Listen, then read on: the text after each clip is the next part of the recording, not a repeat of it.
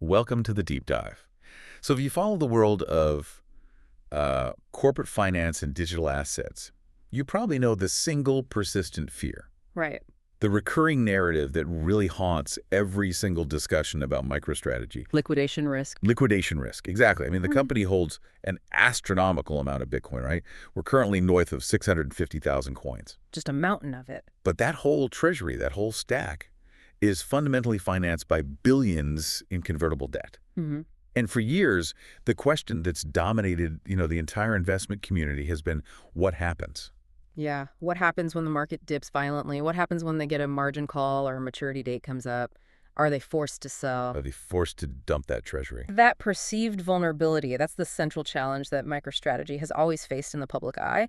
But today, we're diving deep into an extraordinary claim. A claim made by financial analysts who've studied MSTR's corporate architecture. And look, it's a claim so strong it basically flips that whole liquidation fear on its head. How so? Well, our sources, and we're talking deep institutional research here, they argue that MSTR is structured and really mandated to never sell Bitcoin. Yeah. Never. Even if the price drops drastically, even if the stock price falters, even if interest rates go through the roof. Wow, okay. That sounds less like financial planning and more like a declaration of war against volatility. It kind of is. So our mission today is to move past the rhetoric, right? We want to unpack the precise financial mechanisms, the debt architecture, and the strategic liquidity reserves that reportedly transform this bold corporate mandate into a cold, hard financial reality. Exactly. We're going straight into the filings, into the debt indentures, the analyst reports. We want to find out exactly how Michael Saylor managed to build what our sources are unequivocally calling this unbreakable fortress. An unbreakable fortress. So we're peeling back the layers on every single facet of the balance sheet. Every single one, but especially the debt. We have to understand why the typical fear, the fear that's associated with maturity dates and margin calls, why it just does not apply here. So we need to identify the specific covenants, the controls that make that 650,000 Bitcoin treasury an inviolable asset. That's the mission. All right. And because we know you value your time, here's the 10-second takeaway you need to kind of anchor the rest of this conversation. Saylor has gone on record time and time again stating, quote, "We will never be a forced seller of Bitcoin under any scenario." Right, but talk is cheap. But the cold math backs him up. We are talking about a $1.44 billion dedicated cash runway, A huge number. a debt maturity schedule that is locked up until the latter half of 2028, and a collateral base so strong the company could reportedly survive Bitcoin prices at, get this, $18,000. 18,000. Without having to touch a single coin. It sounds unbelievable given the complexity, but we're going to show you precisely why it's mathematically, structurally, and financially sound. So let's do it. Let's unpack this anti-liquidation firewall. Okay, so we have to begin at the beginning, Right. right? The cornerstone of the entire strategy. It has to be Saylor's unambiguous stance. I mean, the sources make it absolutely crystal clear. This is not just some marketing slogan, to reassure retail investors. Right. This is a corporate mandate. It dictates and frames every single financial decision the company makes. It's the primary covenant above all else. And the explicit promise here is really what sets MicroStrategy apart from any other corporate treasury in the world. They will never sell a single Bitcoin. It's an absolute. It's an absolute. And as the sources point out, they have modeled this commitment under the most extreme, the most feared scenarios. Not just if the stock drops a bit, not if BTC falls below their average purchase price. No, they've gone further. They've even modeled if the share price were to theoretically dip all the way to zero. This total unwillingness to liquidate the treasury is the foundational argument the analysts are building on. And that's a staggering position for a publicly traded company, especially a debt-laden one. It is. Because it transforms the treasury from, a volatile asset you can use for liquidity into a permanently ring-fenced strategic asset. Right. You can't touch it. You can't touch it. And that means every debt issuance, every equity raise, every operational cash flow decision has to be designed specifically to maintain or grow that treasury, never to liquidate it. It's not a company with a treasury. No, it's an accumulation machine disguised as a software company. That's a great way to put it. Yeah. But, okay, commitment is one thing. Practical financial defense is another. This mandate creates a constant need for alternative liquidity, especially in choppy markets. It does. Which brings us to what the sources are calling The single most important announcement almost nobody is talking about loud enough. The creation of their immense cash reserve. No. The moat. The moat. Exactly. This is where the financial mechanics meet that commitment, where they create that essential defensive perimeter. MicroStrategy recently secured a massive $1.44 billion reserve. And just to put that in perspective for everyone listening, Yeah. that is a colossal amount of non-operational cash for a company of MSTR's size. And it's specifically dedicated to liquidity defense. And the critical detail here, the thing that I think often gets lost in the headlines, is how they source those funds. Okay, let's get into that. So the cash pile was funded only by selling new common shares. Equity. Only equity. They explicitly did not touch the existing Bitcoin treasury, and they didn't fund it using new debt. And this, the seemingly simple choice, is deeply, deeply strategic. Why? What does that signal? It means the cash buffer was acquired through accretion, so by growing the equity base, and not by diluting the precious Bitcoin holdings. Okay, but let's push back on that, because that is the criticism, right? If they raise it through equity, doesn't that inherently dilute the existing shareholders? Yeah. The criticism often levied against MSTR is that every time they need to raise capital, they dilute the common stock. And that is the excellent, necessary point of friction. Yes, of course it dilutes the common stock. But the analysts argue that MSTR operates under what you could call a dilution paradox. A dilution paradox. Explain that. The dilution of the equity is a calculated, necessary trade-off for the preservation and ultimately the accretion of the core asset, the Bitcoin. Okay. The market sees the equity as a claim on the Bitcoin. So by raising $1.44 billion via equity, what they really did was buy an insurance policy that protects the far greater potential value locked up in those 650,000 coins. So it's a small, manageable dilution of the common stock to guarantee the long-term safety of the primary asset. That's it. You're selling a small slice of future Bitcoin exposure to guarantee that 100% of the currently held Bitcoin is protected from any kind of forced sale. It's like paying a premium for perpetual security. A premium paid for security. Like that. So now let's quantify that security. What is the strategic purpose of this huge reserve? Yep. And how much breathing room does that $1.44 billion actually buy them? It buys them staggering resilience. I mean, the purpose of this specific dedicated cash pile is meticulously outlined.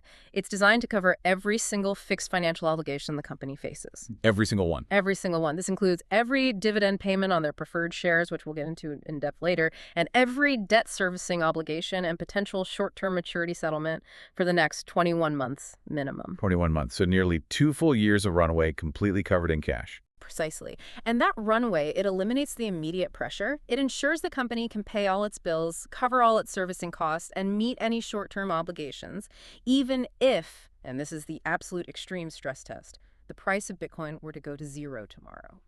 Which is not going to happen. Right, which the source rightly points out is not going to happen, but that's the ultimate theoretical defense. If the asset that underpins their entire strategy somehow went to zero, they still have enough cash to operate for 21 months without panic. And that completely eliminates the scenario of immediate forced liquidation. The thing that happens when a company misses a cash payment or a debt facility triggers a rapid margin call because of cash scarcity. Yes.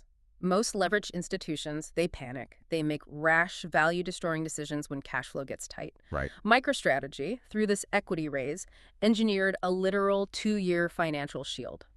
This strategic move means they have removed the primary driver of panic selling, which is always the need for immediate liquidity to service fixed obligations. So the cash reserve is the ultimate anti-liquidation firewall. It ensures the only way Bitcoin is ever sold is if the management chooses to sell it.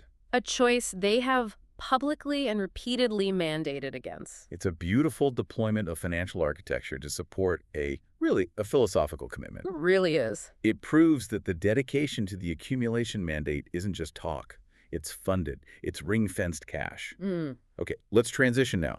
Because if the $1.44 billion cash moat addresses the immediate short-term crunch, we have to confront the longer-term threat. The big one. The one that keeps most traditional financial analysts up at night. The mountain of billions in convertible notes stretching out over the next 5 years. This is where 90% of the fear lives. It has to be. I mean, the total figure is roughly $7.5 billion across all the converts. It just sounds incredibly leveraged. And yet the sources are suggesting this fear is largely unfounded. It is a major point of confusion, and it's rooted in treating these convertible notes like they're just standard corporate debt. And they're not. They're not. The key insight from the deep analysis of MSTR's specific debt indentures is that this fear is reportedly unfounded because of the highly specific control mechanisms MSTR engineered into the maturity settlements and the refinancing schedule. Okay, so let's break that down.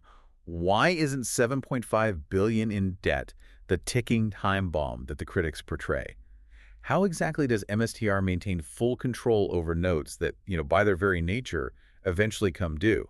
It comes down entirely to the settlement terms, the terms stipulated in the indenture for each series of notes. The fine print. The fine print. This document is the ultimate source of truth, and the control mechanisms are its core feature.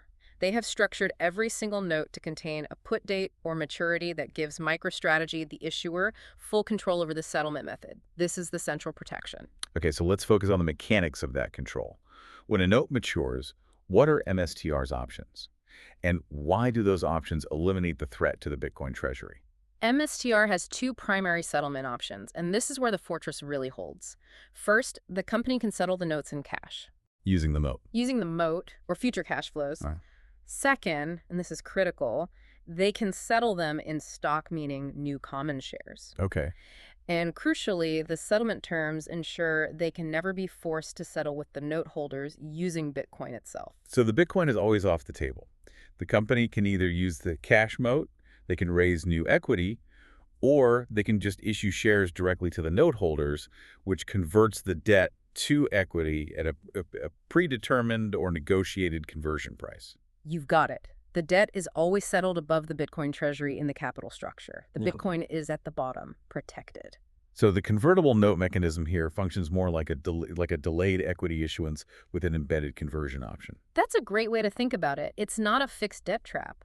They are borrowing money now, benefiting from a low interest rate environment that existed when they issued the notes. Right. And they reserve the option to pay it back with stock later. And in doing so, they've effectively captured the appreciation of Bitcoin in the interim. Yeah, and the note holders, what's in it for them? Well, the note holders benefit from the potential upside, right? If MSTR stock rises with Bitcoin, they can convert and make a profit. But MSTR always retains that final defense of never needing to liquidate the underlying asset. That clarifies the settlement control. But debt still has a cost, and it still has a date. Aren't these converts essentially just pushing a huge balloon payment further out rather than eliminating the risk entirely? What's the trade-off? That's the necessary skepticism. And you're right, there's a trade-off. The trade-off is the cost of borrowing versus the opportunity cost of selling Bitcoin. The analysis suggests MSTR secured extremely favorable fixed interest rates on this debt. Much cheaper than other options. Oh, significantly cheaper than commercial loans or margin loans would have been. So by paying a relatively low fixed coupon, the interest payment, they can finance the acquisition of a volatile asset that they believe will appreciate exponentially faster than that interest cost. So it is a balloon payment. It is a balloon payment, but the entire strategy is predicated on the belief that by the time that balloon comes due, the Bitcoin treasury will be so vast and the market so liquid that refinancing or, issuing a small tranche of equity to cover it will be trivial. It's a structure that is absolutely built for patience. Mm-hmm. So let's walk through the maturity timeline, because that's what creates this crucial 3-year runway that dispels the immediate concern. The timeline is absolutely critical because it just highlights the absence of any existential near-term threats. So let's start with the 2025 notes. This was the immediate headache. The one everyone was worried about first. Exactly. And MSTR's maneuver here was textbook. They retired that older, shorter-dated debt, and they issued new convertible notes that pushed maturity all the way out to 2030. So they kicked the can down the road. A very long road. Mm-hmm. And crucially, they locked in a competitive interest rate and bought themselves 5 more years of duration. They secured the capital structure past the next major Bitcoin halving event. This is the operationalization of patience. So the 2025 risk is gone, pushed out to 2030. What's the next one on the docket? Next up, we have the 2027 notes. Now, these notes are the nearest potential date that critics will cite. Okay. They carry specific investor put options, which means the note holder can force the company to deal with them sooner than the final maturity date. Which sounds dangerous. It sounds dangerous, but because MSTR has that dual settlement option cash or stock, the put option is fundamentally diffused. That's so. It becomes a financial mechanism for the note holder to realize a gain or to get their principal back. It is not a mechanism to force MSTR into a liquidation event. And even if they wanted cash. They're covered by the $1.44 billion cash mode. So even the nearest potential maturity date is structurally diffused by the settlement options and the existing cash reserves. Precisely. And if we look even further out, the earliest meaningful maturity that requires large-scale action, and by that I mean a significant multi-billion-dollar capital event or a major refinancing decision that goes way beyond the cash reserve, is September 2028. September 2028. After that, you've got notes extending out to 2029, 2030, and even 2031, which are even further on the horizon. So the core finding here, based on all the sources, all the filings. The core finding is that there is literally zero debt that forces MicroStrategy to sell any of its 650,000 Bitcoin before September 2028. That is a staggering 3 full years of guaranteed runway. I mean, that time allows the company to navigate potentially multiple Bitcoin cycles. They could refinance again, raise more equity, or just issue stock to settle the notes. By 2028, if the Bitcoin thesis holds true, the analysis suggests the Treasury will be worth hundreds of billions of dollars, even at conservative price targets. Right. So this structure guarantees safety and gives the Bitcoin Treasury time to appreciate exponentially. It's an optimized balance sheet built entirely around the long-term holding of a singular volatile asset. They match the duration of their debt to their expectation of when their asset would reach escape velocity. That's a good way to phrase it. Yeah, if Bitcoin is inherently volatile, but you expect it to grow dramatically over multi-year cycles, you structure your debt to mature only after those cycles have played out. Yeah, it's an act of profound financial patience. All right, so the convertible notes, despite the billions they represent, are structurally protected. Now let's turn to the ultimate backstop, the secret weapon, as the sources call it, which some initial critics just dismissed as, dilutive, the preferred shares. Yes. MicroStrategy has issued 5 series of 10% preferred shares. Why do the sources classify these as MSTR's ultimate financial insurance policy, or as they call it, the infinite runway machine? What's so fascinating here is the creative use of a somewhat sleepy financial instrument. The common critique dilution, it applies to the common stock, sure. Right. But the preferred shares are structured to provide an immediate, predictable, and market-tested capital injection that defends the vastly more valuable Treasury. Okay, so let's detail the mechanics for people who might not be familiar. Preferred shares usually sit above common stock, but below bonds in the capital structure. Yeah. Where do MSTR's preferreds rank, and what are their key terms? So in MSTR's capital stack, the preferred shares rank above the common stock. That means in the event of a liquidation, they get paid out before the common shareholder. Yeah, okay. They rank junior to the convertible notes, but senior to the underlying equity. And their key terms are absolutely critical. They pay a fixed dividend, typically around 10%. That's a high yield. A very high yield. And that dividend is paid in cash, not in Bitcoin. And that is the crucial protective mechanism because it keeps the BTC supply untouchable. So they serve a double purpose, really. They raise capital efficiently, and because they pay cash dividends, they are comfortably covered by that $1.44 billion cash reserve we talked about in Section 1. Absolutely. It connects the defensive shield directly to the capital structure, and the investors who buy these things are attracted to them because they offer a fixed high-yield return.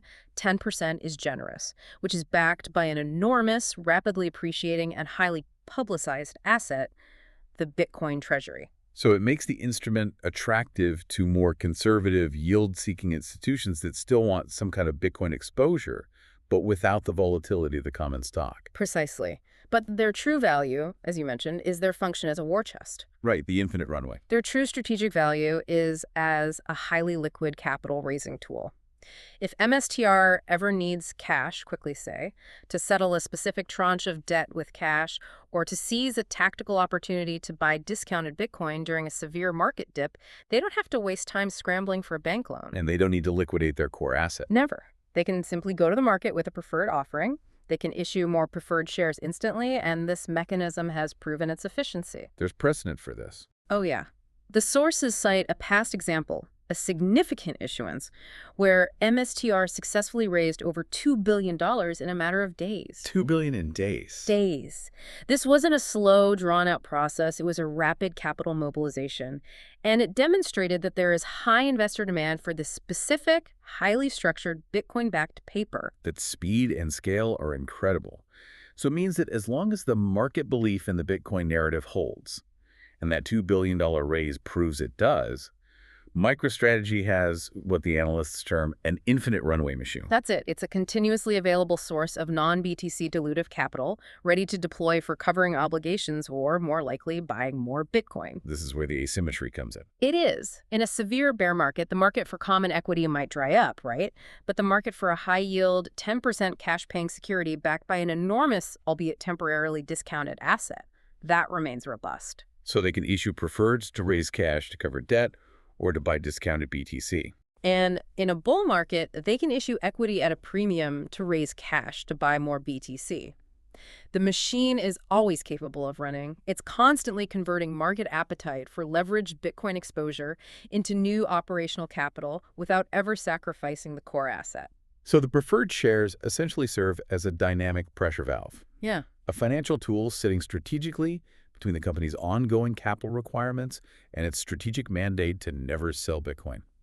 It provides the necessary flexibility when the fixed-rate bet comes calling or when Bitcoin is trading at a temporary discount. And this structural flexibility is what allows them to confidently manage the timing of their debt maturities. They always know they have a readily available, pre-vetted source of funding ready to deploy in the capital markets. It's the ultimate backstop. Okay, so we've established this robust defensive perimeter. We have the $1.44 billion cash moat, the 3-year debt runway, and now the preferred share war chest. Now, before we dive into the stress tests, let's just look at the sheer size of the Treasury that this fortress is protecting. We need a core financial snapshot to understand the true leverage ratio and the collateral coverage. Let's lay out the precise figures that were in the sources. The scope of the MSTR Treasury is, well, it's staggering, and it gives context to the protective structure we just outlined. So the company holds roughly 650,000 Bitcoin. 650,000. And the average purchase price for that entire stack, according to sources' calculations, sits around $74,000 per coin. Okay. At the time of the analysis, with a Bitcoin price hovering near $90,000, the Treasury valuation stood at approximately $58.5 billion. So $58.5 billion in strategic assets, all of which are engineered to be untouchable by the company's creditors. Now, what is that massive holding balanced against in terms of total fixed debt? The total debt across all those various convertible notes we discussed, the 2027 puts the maturities out to 2031. It's approximately $7.5 billion. Now, just look at that ratio critically. $58.5 billion in collateral against $7.5 billion in total debt. That ratio is a definition of financial insulation. I mean, for every single dollar of debt, the company holds nearly $8 of Bitcoin collateral. It's an 8-to-1 ratio. 8-to-1. This is why the analysts refer to this situation as a fortress rather than just leverage. Standard corporate debt leverage ratios often hover around, 3-to-1 or 4-to-1 for secure operations. And lucky. And MSTR is operating with double the traditional safety margin, and that's before you even consider the cash runway. This extreme low-leverage situation is what allows the company to absorb tremendous market volatility. And that takes us directly into the apocalyptic stress test scenarios modeled by major Wall Street firms. Right. Analysts are paid to assume the absolute worst-case outcome, and we need to examine what happens to the fortress under that kind of calculated duress. Okay, so let's walk through the specific hypotheticals the analyst ran. We're not talking about a 10% correction here. We're talking about a market crash. What happens if the market really tanks, as modeled by Cantor Fitzgerald? Cantor Fitzgerald ran a very detailed model assuming a multifaceted market breakdown. They modeled a scenario where Bitcoin falls substantially all the way down to $35,000. Wow, okay. And simultaneously, MSTR common stock falls below $50. This is a deliberate, severe, coordinated downturn designed to test the financial plumbing. And the conclusion? The analyst's conclusion, even in that apocalyptic setup, was definitive. There is no forced Bitcoin liquidation required. And their reasoning, I'm guessing, ties back to all the protective mechanisms we've just detailed. Exactly. Even at $35,000 per Bitcoin, the company retains massive optionality. They can use the $1.44 billion cash reserve, which is good for 21 months of payments, regardless of the BTC price. They can issue new preferred shares, as the market for high-yield fixed-income paper is likely still operational. Or, most importantly, they retain the contractual right to settle those convertible notes in stock. So they can just convert debt into equity when the maturities arrive. And the debt terms do not contain a liquidation covenant. Ever. So the structural defense is solid, but let's introduce even greater friction. Let's go even lower. What happens at the true extreme lows that would normally bankrupt a leveraged institution? Lows far below the $35,000 Cantor model. The internal models the analysts ran went down to Bitcoin at $20,000. The result, still zero forced liquidation risk. Okay. They even went down to $10,000. Still no liquidation risk because of the settlement options and the cash buffer covering operational expenses. But the ultimate mathematical threshold, the one that truly defines the strength of the collateral base, is the $18,000 price point. The $18,000 threshold, that would represent what, an 80% drop from the current market valuation cited in the source? That's a return to deep bear market territory from a previous cycle. Why is this figure the decisive one? This is where we focus purely on the collateral value versus the principal debt outstanding. If Bitcoin were to drop 80% from $90,000 all the way down to $18,000, that 650,000 coin treasury would still be worth approximately $11.7 billion. $11.7 billion. Now remember the total debt figure we agreed upon, it's $7.5 billion. So even in that catastrophic, near unthinkable 80% drop scenario, the collateral base of the Treasury, standing at $11.7 billion, is still $4.2 billion larger than the entirety of the company's debt obligations. That is the definitive proof of safety. The collateral base itself, even at extreme, previously unprecedented lows, is still mathematically larger than the entirety of the company's debt obligations. The leverage ratio might drop from 8 to 1 to, say, 1.5 to 1, but it remains positive and robust. So it's not just the cash runway that prevents liquidation. No, it's the sheer ratio of asset value to debt principal. The company retains a massive margin of safety. And we really must emphasize this. This is not margin debt with immediate volatile margin call thresholds. A critical distinction. This is fixed-rate convertible debt with scheduled maturities, often years away, giving the company ample time to raise equity or cash to deal with them. Precisely. Margin debt requires immediate collateral maintenance. Convertible notes only require MSTR to have a plan for settling the principal amount years down the line.